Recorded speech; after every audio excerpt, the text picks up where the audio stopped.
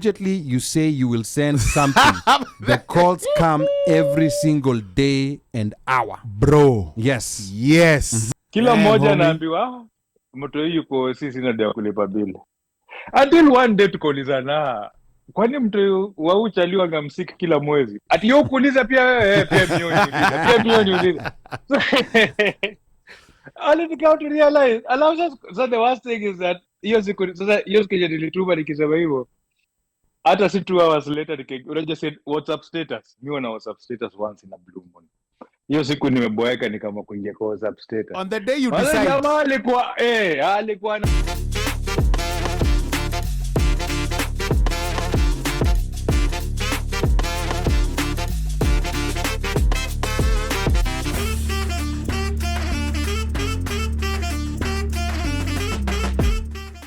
Have you ever found yourself fielding bizarre requests from relatives that go beyond just a helping hand? Are we witnessing a societal shift where spoon feeding has become the new norm? Now, buckle up, because tonight we'll have a riveting discussion on whether diaspora Kenyans unknowingly fuel this trend among their relatives back home. Have we set unrealistic expectations, or has a new sense of entitlement taken root? In our conversation tonight, we'll delve into strategies for navigating these delicate waters without rocking the boat of familial bonds and kinship. The most ridiculous request you've ever received from a relative. What is the most ridiculous request you've ever got from a relative back home? It could be financial, it could be non-financial. Any ridiculous request. Does it have to be a relative? It doesn't have to be a relative. It could be a friend. It could be someone masquerading as a relative. It could be anyone. Damn. There have been several. Let us just say. Yeah. There are many. Think of the ridiculous one. Okay, so one was somebody asked me to send him $120. Mm-hmm. They would pay me in a week. Okay. $120. Okay. I'd be paid in a week. Mind you, this guy pengine tuseme hatujaonana since 94. Wow. Okay. Do you regularly talk? We're in a chat group. Okay. So kuna banter. Kuna banter, but yeah. It's not at the active at vile like we'll be kega then yaje habari ya familia, not even that. Yeah. It's just one of those sambaza. Oh, another one. Being part of several groups. And I think many have experienced this. We were in a group for Mashakaya Memorial, whatever. Somebody had passed away. Yeah. This guy was going around. It's a Brito number. Was going around soliciting people to enter Bitcoin or Forex trading.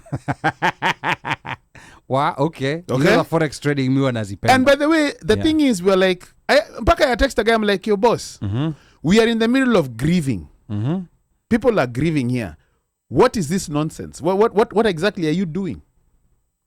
So, but he was in Brito though. I don't know. He was in Brito. But still, it's along those lines. Okay. Another one was probably, let's say, unaambiwa, person you've never met, lakini ni banta ukuanga, kikundi ya ball. Yeah.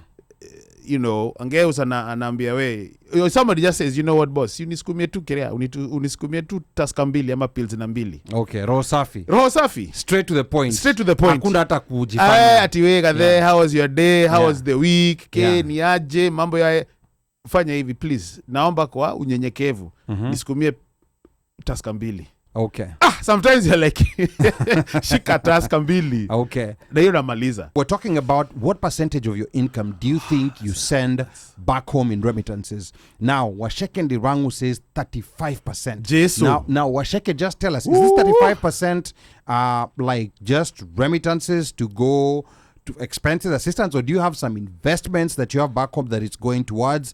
Maybe just give us a bit of a breakdown. Mika says only 3%. So Mika is one of the lucky few, because I know, because 3%, if let's say you're earning $100,000, that means you've only sent 3K. Yeah.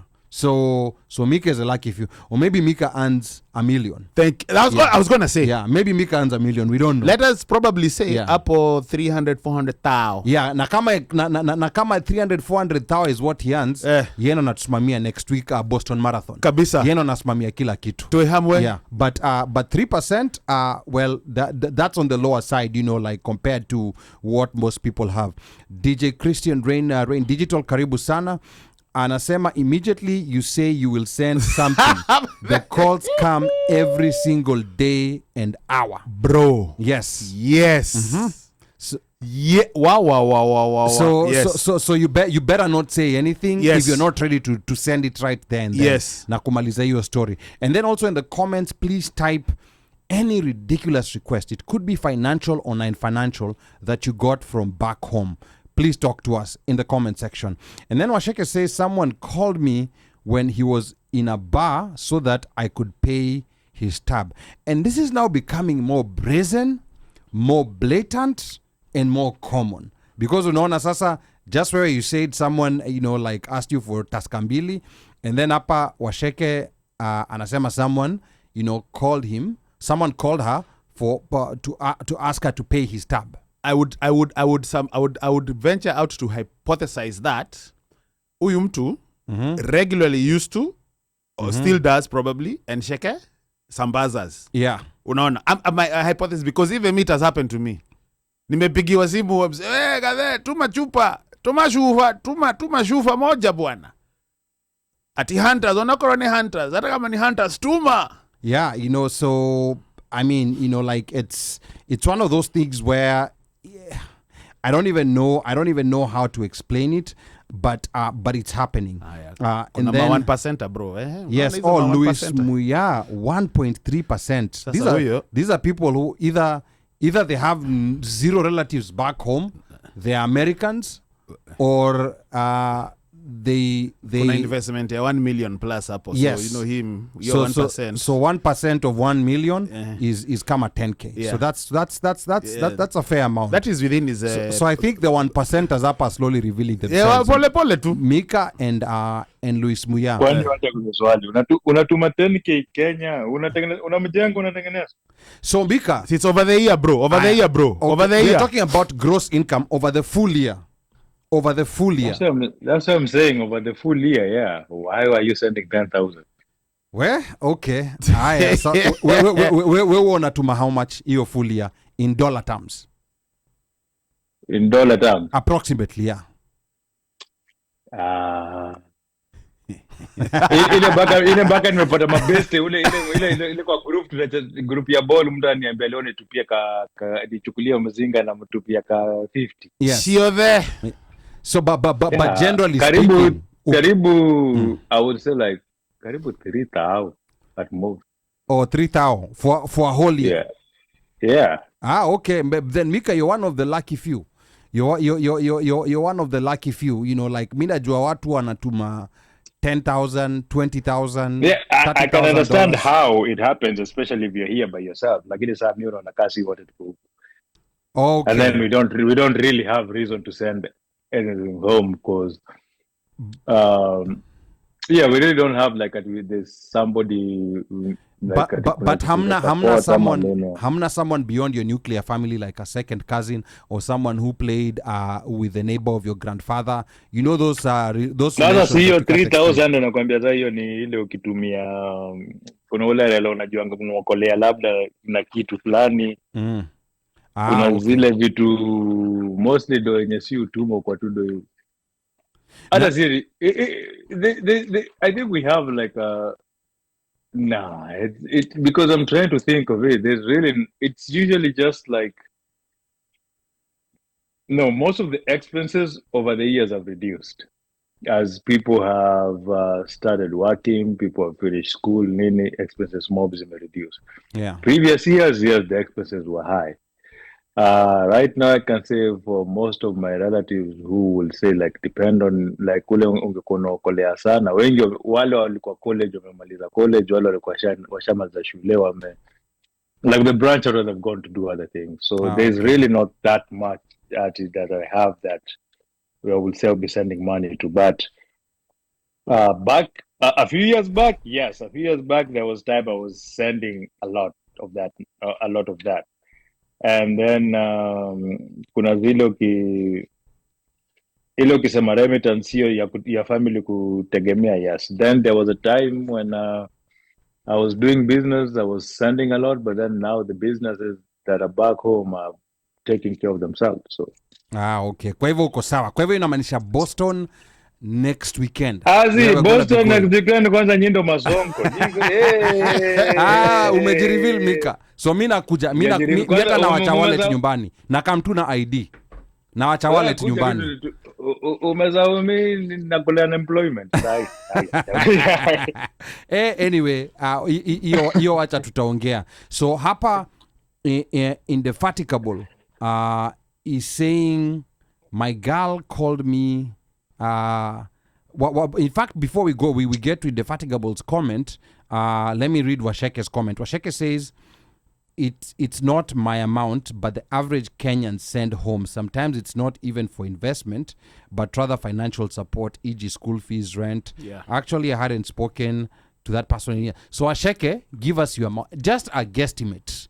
I mean, we know mapato yako iko pale juu, but just give us, like a guesstimate of what percentage of your gross income. Na mapato si IUL. Yeah. Mapato si IUL. Yeah. Mapato is income. Yeah. Like what you get, rather what you send as a percentage of your gross income. Because we're just trying to get to something here. I'm going to reveal a study here that actually gives an estimate of how much most Kenyans send as a percentage of their income amongst the Kenyans who send money back home. And then I have up Indefatigable Wanjeri says, my girl called me crying saying she's being thrown out by the landlord for not paying rent. I was extremely broke. I borrowed 350. Months later, I found out she was buying a washing machine. Wow. Okay. Now that's right there. That is annoying. Mimi hizo niliacha kusikia. Mtoto ni mgonjwa, mtoto amefukuzwa. If you come to me niambie mtoto yako amefukuzwa fee, na kuambia nipatie pay bill number ya shule. Yes. Nitalipa huko kwa sababu sasa niko na namba ya Safaricom and I have this. Yes. If you tell me it's a hospital need, again, give me the pay bill number, I'm going to pay. Mimi easy, because me, I have somebody who was a really close relative. End month alikuanga na hustle.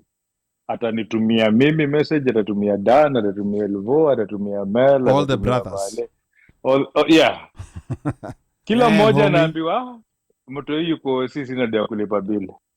Until one day tukaulizana, kwani mtu wa uchaliwa ngamsiki kila mwezi? Ati yeye kuuliza pia wewe pia milioni uliza. Only to come to realize, so the worst thing is that hiyo siku nilituma nikisema hivyo. Hata si 2 hours later unajua said WhatsApp status. Mimi wana WhatsApp status once in a blue moon. Hiyo siku nimeboeka ni kama kuingia kwa WhatsApp status. On the day you decide. Jamaa alikuwa anapepea Mombasa na warembo mbaya. So you see, these are some of the problems that come through, and this is a common story. Like the interesting one I once got was like someone inboxing me, and it's someone that I don't exactly know, but it's these people who you share WhatsApp groups with. And this person was telling me that he had recently become a Muslim, and his whole family had abandoned him because he had become a Muslim. So he urgently needed, like at least $200 to just get something, and it was during Ramadan. So he needed like $200 just to gather something to be able to go do some shopping for his family. So I was like, so this person was very smart. Like he knows how to emotionally, he checked all the emotional points. Aliona sasa huyu alini Muislamu, ni Ramadhani, na nini. There's no way in which he can say no. So me, I was like, this is someone I totally don't know. And he almost got me. But then I told him, tell me, because of the line of work that I've been in previously, we sometimes, know how to find scammers. And here's one tactic, if you want to know a Please scammer. do share. This is just one quick tactic that you can pick someone who's trying to scam you. So mtu ashaweka all these emotional, like touching points. And at that time, my mom was at my place, and I was even talking to my mom. I was like, hey, angalia huyu hapa. And me, my mom, when it comes to matters religion, yani she's super emotional. She was like, fanya vilivyo mtumie saizi. Sambaza. But sasa mimi, the thing that I was suspicious about is, first of all, I don't know who this is. And then, so I asked him, Yani, there's nothing common, like you're not in a WhatsApp group or whatever. So back at that time, he told me he's in one of the diaspora. Your time mambo ya Azimio nini ilikuwa imechacha. So he was telling me you're in one. Are you talking about groups.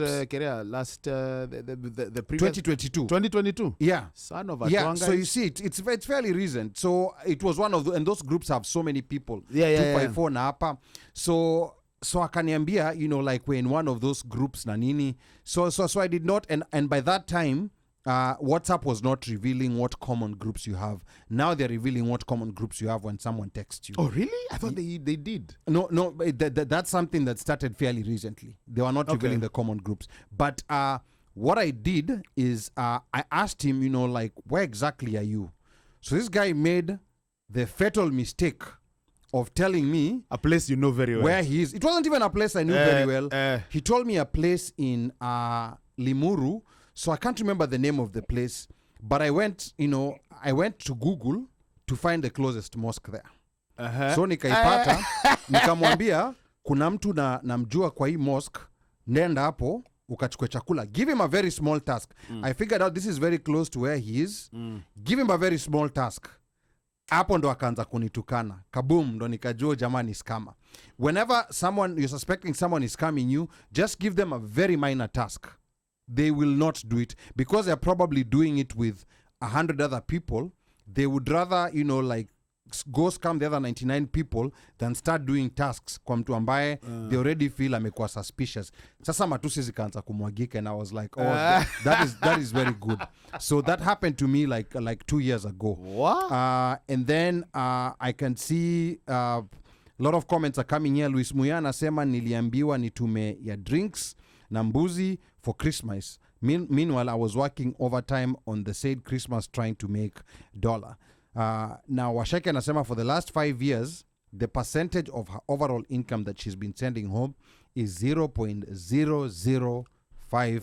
Wagathe, si tumekubaliana hapa. Yeah. Ma 1% wanajiexpose. Yeah, so that's No, see 1%. 0.005%. Play along, of 1 Mika, million. play along. Okay. Ukijua, wacha nikwambie, the one thing that will save you money, ukijua kusema hapana. Unaona vile you see the Ali yuko na roho poa, lakini again he actually likes asking questions. When you build that mindset, you're going to save yourself a lot. Absolutely. But ukikunga tu mse tu woishe kila saa, nilikuanga mse wa woishe man.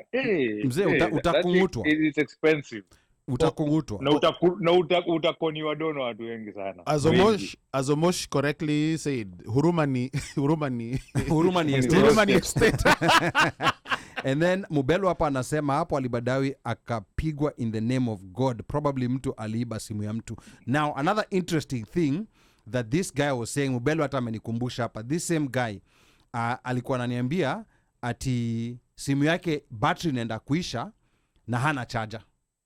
Ati in fact alianza na simu iko 12%. So while we engaging each other for more than 2 hours, simu bado ijazimika. Yeah. And then sasa after a while anambia sasa iko 5%. So hapo, like these are the things scammers usually try to, especially expert scammers, they know their target audience, they know the things that are gonna capture them very fast. This guy almost got me. It's just that I have a tendency of all the time pausing and thinking before pulling the trigger because what? Eh? Tendency. I have a tendency. You have a tendency. Yes, I have a tendency. It's not a tendency. Yeah. It is your DNA. Okay, maybe I have a habit. Let's use the word habit maybe. of pausing No, before pulling the yeah, trigger. Yeah. Because if you don't do that, man, utanini. The way you usually pause and ask us, what are the sources? Provide a link. Yeah, I mean, which is true, which is good. It's a habit that I built. It is important. Yeah, and sometimes people don't like it, but it will. What I can tell you is that it's gonna save you money. And someone who's in real need will be patient enough to wait for that money. And then Washeke says, I have learned to put firm boundaries, and no is a complete sentence. Mika. Ali ingine a very good scamming line. Nilikuwa nataka unisaidie na 25,000 ndakulipa on Friday. Nimekwama hapa lakini ndakulipa Friday. Muambia mtu, if you're sure you're going to make money that 25,000 on Friday, there's no creditor who will refuse to wait for their money. Ikwe landlord, ikwe nani umwambie napata pesa Friday. Why are you asking for somebody for money on Monday, Tuesday, Wednesday, and you're going to get money on Friday, umwambie kulipa Friday? That is another one unajuanga hapa naingizwa box. Because if they believe that if they have that surety of paying you like unasikia pesa yangu itakawia sana nje, you're more likely to give than if somebody told you alinisaidie do sina do sijui ndakulipa siku gani. Yeah. And then another one ni nimeshikwa na makarao, like wamenishika wanataka do saa hizi. So that has happened to me too. Wanataka do saa hizi. I have. Yeah. And it's somebody very, very close. Mm-hmm. But I think it was, I believe it was genuine. You believe? I believe. Okay. Because I believe it was genuine. Yeah. Because even when I went home. Yeah. But that one, Maze, like, you start getting calls. But it's one of those, I know that if this call comes, normally it's a call that comes, Leo, niaje. A day later, I already know here I am being primed. Hapa napakwa tu mafuta. Yeah. Alafu on the third call. Yeah. Gade, sifanya hivi, si unitumie 10,000 nataka kufanya kitu nini nitakurudishia. I've already been primed. Yeah, I know. Hiyo hapo ndakurudishia unajua hiyo. No. Hiyo ni ya tu sadaka. But I sometimes get back, but okay. Yeah. And Washeke again says my philosophy is your lack of planning does not constitute an emergency. And then Wanjeri says this is so common, especially on Fridays. People be shameless. Yeah. So here's the interesting thing. The actual the study that I was talking about suggests that the typical Kenyan in the US who sends money back home allocates between 20 to 30% of their gross income on remittances. So that's a very significant amount. Shit. Because when you're talking 30%, it's 20 to 30%. But that makes sense. Yeah, it does make sense, but it's a very significant amount. A lot of people don't realize it. Like you have a job that's paying you 100K, and you actually, I think with the ease of sending money, you tend to send a lot of more. Back when you had to go to Western Union or you had to go through some hurdles to send money, it wasn't that easy. And then the way now you can send these small amounts, $20 here, $50 here, $30 there, $10 here. End up when you request for your statement, and now it's no longer just a statement from Sendwave. It's a statement from Sendwave, Nala, Tap, and all these other money, Remitly, all these other money apps. When you put them together, up on even Western Union. Yeah, they have reduced their prices. Yeah, Mika. Like I think my percentage is high because I've remembered I send myself money when I'm in Kenya. See if any remittance. Apana, going to Safaricom. No, remittance, that's like stealing your own goods. Like you I don't think counts as remittance. But I think when you're doing that tally, that total, that will also pop up. It will pop up. Yeah, it will pop up. Especially like ukienda December. Nikienda December, sasa familia, sijui what. But then, I understand how that 30% really happens. Because if we look at it this way, most of the time when most of us Kenyans, what we have is most of us have this dream of going back home at some point. Yes. And with that dream of going back home at some point, most of us are investing back home. We're trying to get something, tutafute kujaribu kununua kaproti, ujaribu kununua kanyumba, ujaribu nini. Yes. And then we have now also a lot of Kenyans who are investing in Airbnb businesses in Kenya. Like people are trying to invest in small businesses, like different kind of businesses back home to try to do that. Yeah. And then we have siblings, younger siblings. There's so many, some of us have family over here, but a majority of the people over here, you'll find it's maybe one or two siblings who are here. And now you have to take care of everybody else. And then there are those who just do it out of appreciation, like, okay, my parents brought me here, now I'm working, I'm doing that, I have to take care of them. So you can see how someone can easily send more than 20% of their salary back home. Yeah.